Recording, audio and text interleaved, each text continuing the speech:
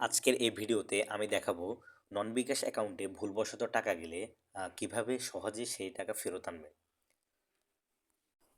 For example, আমি একটা নন বিকাশ নাম্বারে 100 টাকা সেন্ড মানি করলাম।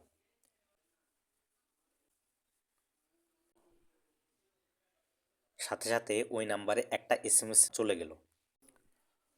এখন আমি যদি এই টাকা ফেরত নিতে চাই, প্রথমে সেন্ড মানি অপশনে ক্লিক করব, তারপর নন বিকাশ অপশন সিলেক্ট করব।